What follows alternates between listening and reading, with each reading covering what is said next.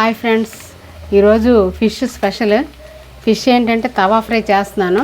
నేను already marinate చేశాను. ఏంటంటే ఫిష్ని బాగా క్లీన్ చేసేటప్పుడు లెమన్ వేయాలి. లెమన్ వేసినందువల్ల నీచు వాసన అస్సలు రాదు. పసుపు, లెమన్, సాల్ట్ వేసి బాగా కడుక్కున్న ముక్కల్లో నేను సాల్ట్, కారం, గరం మసాలా, కొత్తిమీర, కరివేపాకు, కొంచెం అల్లం వెల్లుల్లి పేస్టు, పచ్చిమిరపకాయ, గుండగా తరిగిన పచ్చిమిరపకాయలు ఇవన్నీ వేసి పసుపుతో సహా ఇవన్నీ వేసి నేను మ్యారినేట్ చేసి పెట్టుకున్నాను.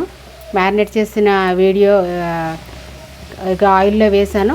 మ్యాక్సిమం వేగిపోయి చూడండి, చాలా బాగా మంచి కలర్లో వేగాయి. ఇవేంటంటే ఒకేసారి హైలో వేపుకోకూడదు. ఇవి మనం హైలోని, లో ఫ్లేమ్లోని, హై ఫ్లేమ్లోని పెట్టి నిదానంగా వేపుకోవాలి.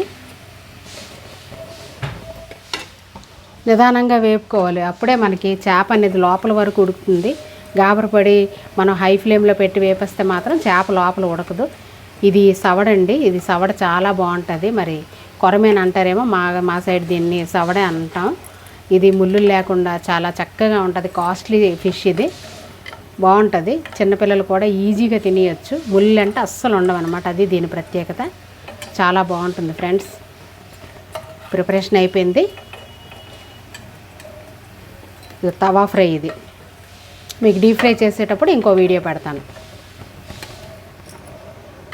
చూడండి ఫ్రెండ్స్ ఎలా ఉంది. దీన్ని మనం గార్నిష్ చేసుకొని ఈజీగా హాయిగా తినవచ్చు. చాలా చాలా చాలా టేస్ట్గా ఉంటాయి. మీరు కూడా ఇలా ట్రై చేయండి.